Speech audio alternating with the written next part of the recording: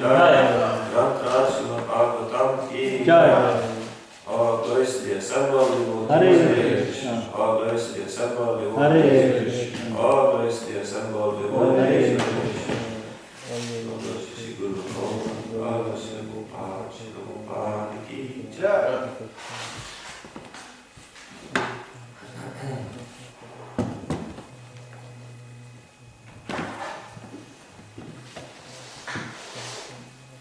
Om Namo Bhagavate Vasudevaya. Om Namo Bhagavate Vasudevaya. Om Namo Bhagavate Vasudevaya. Om Namo Bhagavate Vasudevaya. Om Namo Bhagavate Vasudevaya. Om Namo Bhagavate Vasudevaya.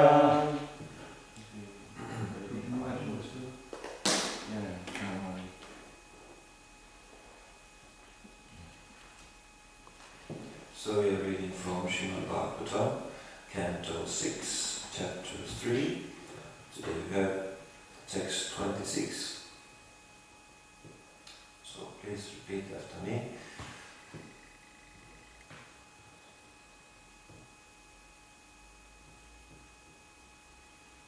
This might be a Rama Samhita meter. Try. Evam Vimishya Sudhiyo Bhagavachanante. Evam Vimashya Sudhiyo Bhagavachanante. Evam Vimrishya Sudhiyo Bhagavachanante.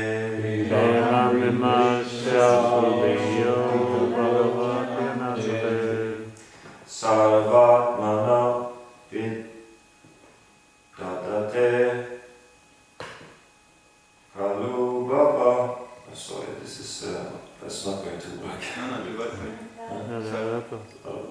Sarvatmana Vidadate Kalu Bhava Yogam. Sarvatmana Vidadate Kalu Bhava Yogam. Sarvatma Vidadate Kalu Bhava Yogam. Sarvatmana Vidadate Kalu Bhava Yogam. Te me nadandam aham jata yajamisham. Te nadandam arhati jata yajamisham. This is not so easy, this particular. Te me nadandam aham jati yamisham. Te nadandam arhati jata yajamisham. Shapatakam tadapiham churugaya vadha. Shapatakam tadapiham churugaya vadha. Evam vimrisha sudhiyo bhagavachanante. Evam vimrisha sudhiyo bhagavachanante. Sarvatmana vidadate kalu bhava yogam. Sarvatmana vidadate kalu bhava yogam. Te me nadandam aham chataya jamisham. Te nadandam arhanti yataya dyamisham. Shapatakam tadapiham churugaya vadha. Shapatakam tadapiham churugaya vadha. Evam vimrishya sudhiyo bhagavachanante. Evam vimrishya sudhiyo bhagavachanante. Sarvatmana vidadate kalu bhava yogam. Sarvatmana vidadate kalu bhava yogam. Te me nadandam ahajyata yajamisham. Te me nadandam ahajyata yajamisham. Shapatakam tadapihancha rukaya vadaha. Shapatakam tadapihancha rukaya vadaha. Evam vimrisha sudhiyo bhagavachanante. Evam vimrisha sudhiyo bhagavachanante. Sarvatmana vidadhate kalu bhava yogam. Sarvatmana vidadhate kalu bhava yogam. Zemena tantam aharchata yajamisham. Zemena tantam Yajamisham Shapatakam tapihanchurukaya vada. Shapatakam tapihanchurukaya vada. Evam vimrisha sudhiyo bhagavachanante. Evam vimrisha sudhiyo bhagavachanante. Sarvatmana vidadhate kalu bhava yogam. Sarvatmana vidadhate kalu bhava yogam. Zemena dandam aranti ataya niyamisham. Zemena dandam yajamisham. Shapatakam tadapihanti urudaya vada. Shapatakam tadapihanchurukaya vada. Evam thus Vimrisha considering Sudhiyaha those whose intelligence is sharp, Bhagavati unto the Supreme Personality of Godhead, Anante the unlimited, Sarva Atmana with all their heart and soul, Vidadhate take to, Kalu indeed, Bhava Yogam the process of devotional service, Te such persons may might not dandam punishment arhanti deserve atha therefore yadi if amisham of them shat there is patakam some sinful activity tat that api also hanti destroys urugaya vada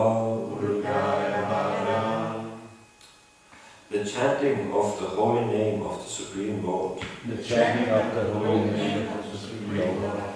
Translation and purport by His Divine Grace A.C. Bhaktivedanta Swami Srila Prabhupada. Considering all these points, therefore, intelligent men decide to solve all problems by adopting the devotional service of chanting the holy name of the Lord, who is situated in everyone's heart, and who is a mine of all auspicious qualities. Such persons are not within my jurisdiction for punishment.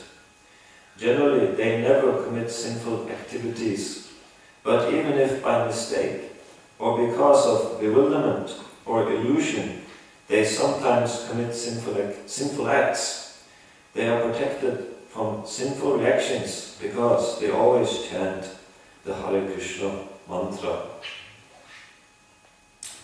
Purport. In this regard, Srila Vishwanath Chakravarti Thakur quotes the following verse from the prayers of Lord Brahma, Bhagavatam 10:14-29.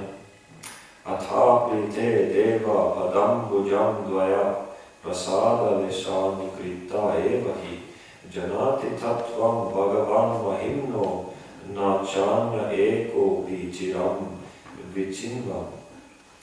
The purport is that even though one is a very learned scholar of the Vedic Shastras, he may be completely unaware of the existence of the Supreme Personality of Godhead and His name, fame, qualities, and so on.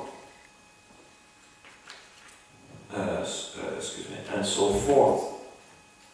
Whereas one who is not a great scholar can understand the position of the Supreme Personality of Godhead if he somehow or other becomes a pure devotee of the Lord by engaging in devotional service. Therefore, this verse spoken by Yamaraj says, Evam Vimrishan Sudhiyo Bhagavati.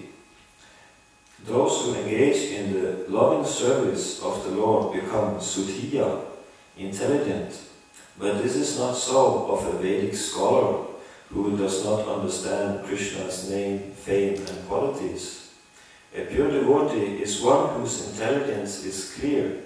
He is truly thoughtful because he engages in the service of the Lord, not as a matter of show, but with love, with his mind, words and body.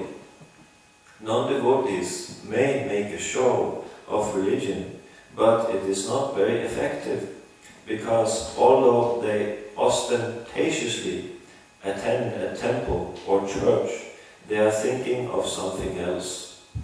Such persons are neglecting their religious duty and are punishable by Yamaraj. But the devotee who commits sinful acts, which he may do unwillingly or accidentally because of his former habits, is excused. That is the value of the Sankirtan movement. Om Jnana Mirandasya Ganandana Salakaya Chakshurum Militam Yena Tasmai Shri Gurave Namah.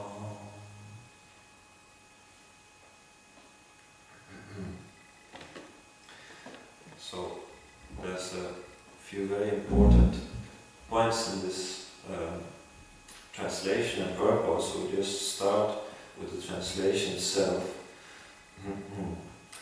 And it says that intelligent men decide to solve all problems by adopting the devotional service of chanting the holy names of the Lord, who is situated in everyone's heart, and who is a mine of all auspicious qualities. So it is said here, the devotional service of chanting the holy names of the Lord. And as you remember, Lalita Prabhu, it was yesterday he gave the lecture. I remember it so that he spoke, The day before? the day before on Tuesday he gave the lecture. And he spoke about this Akinchana Das Babati, who came to the temple, and the temple authorities, they had an issue with him because he wouldn't engage in any practical services. He would just simply chant. And he was tested by Bhaktisiddhanta Saraswati Thakur, but found to be genuine. He was blessed that, yes, you chant. So it is also counted as a service to chant. And Srila Prabhupada also, there's also one mention of one person, one devotee, he offered to chant 64 rounds and stay in the temple. And actually, Srila Prabhupada, he wasn't dismissive. No, he said that, yes, you may consider allowing him to stay in the temple and chant 64 rounds. He would chant 64 rounds. So for some who can actually do it as a service, and who actually do it attentively, and who don't make a show, it may be an acharya or an authority may accept that as their service. But for most of us, unfortunately, we're not able to do that. We're not able to chant 64 rounds, or just chant always without making it a show, or without going completely crazy, because we don't have the adhikar for it, simply. But there are those who have the adhikar, and then, if one has the adhikar for it, then one has to facilitate. It's a duty to see, and not just treat everybody the same, like everybody's disqualified. There may be a qualified soul, and qualified souls should be recognized and encouraged. But this, of course, requires the sharpest kind of intelligence to see this. And it requires a society of devotees who are free from envy, who don't, get disturbed by somebody getting this facility and others getting another facility according to their adhikar and facility for making advancement. So devotional service, chanting as a devotee is definitely a devotional service, but it's only a devotional service as long as it is done sincerely. And we can go directly to the purport, where Srila Prabhupada says that a pure devotee is one whose intelligence is clear. He is truly thoughtful because he engages in the service of the Lord, not as a matter of show, but with love, with his mind, words and body. So, the unfortunate thing is that by chanting Hare Krishna, we can also, in that chanting of Hare Krishna, endeavor to be recognized. Now, I'm chanting Hare Krishna, so I should be recognized as a great devotee. Now, we may have be chanting and still be contaminated by all kinds of material ideas and material desires. So we are warned here that we should not remain contaminated by such desires for name and fame while performing devotional service. Rather, it's said that we should perform devotional service with love, with our mind, words and body. So, this actually, the essence, the practical instruction we can take from this is, we can just also read the next sentence connected with this. Non-devotees may make a show of religion, but it is not very effective, because although they ostentatiously attend a temple or church, they are thinking of something else.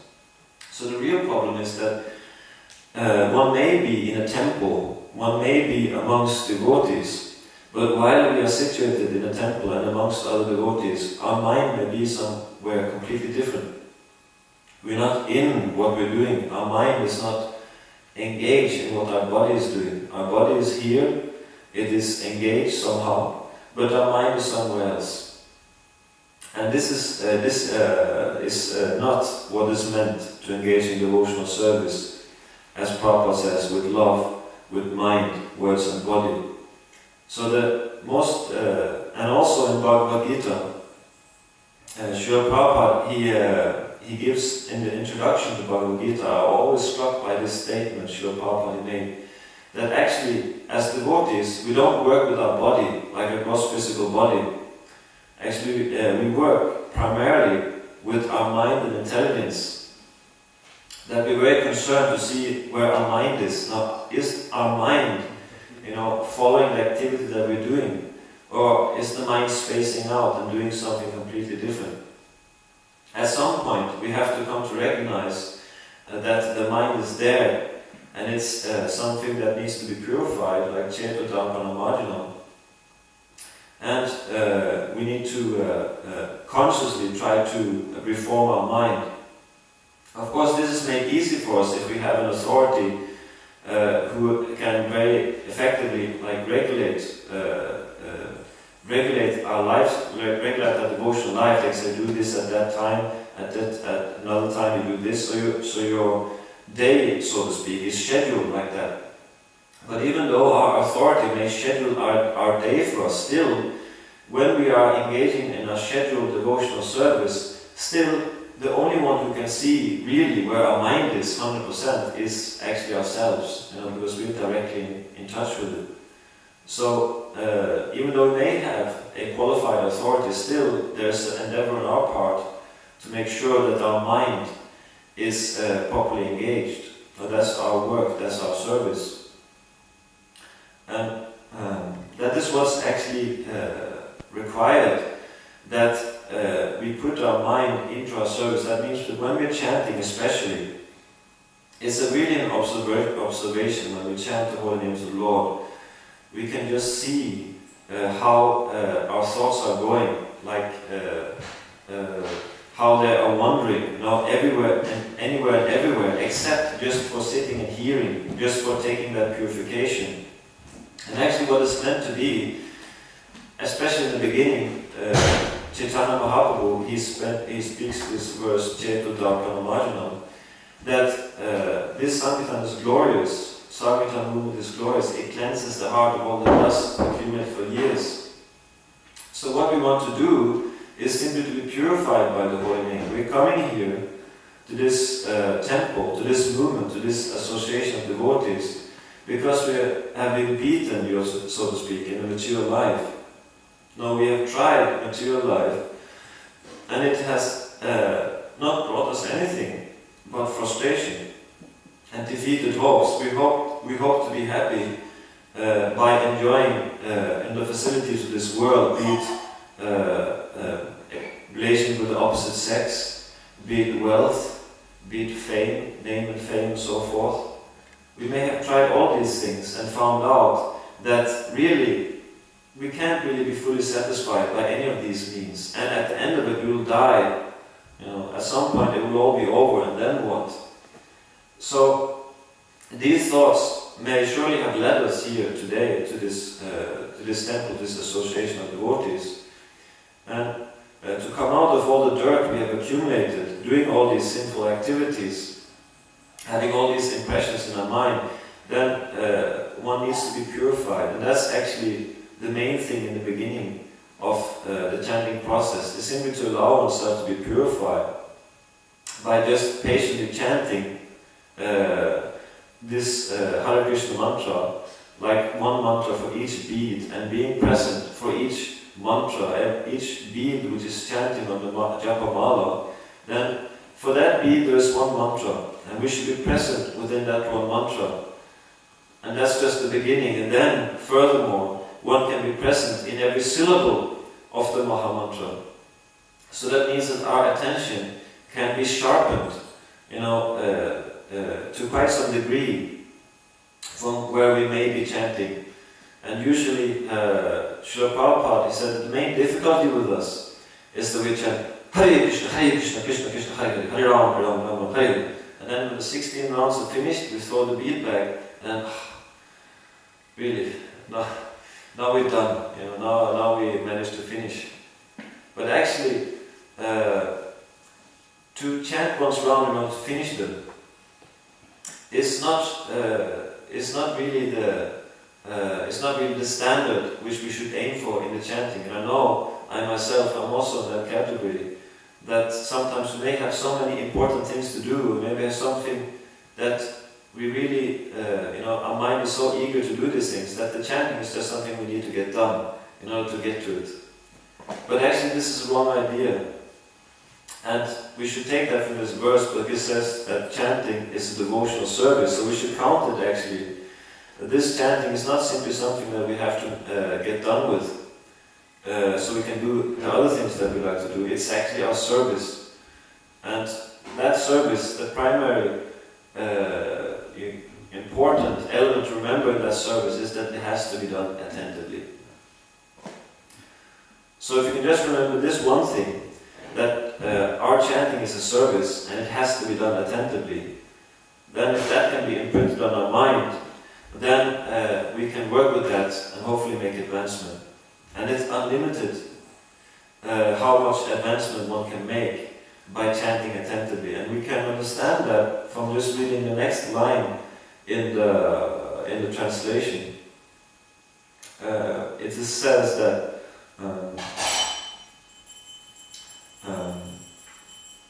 to solve all problems by adopting the devotional service of chanting.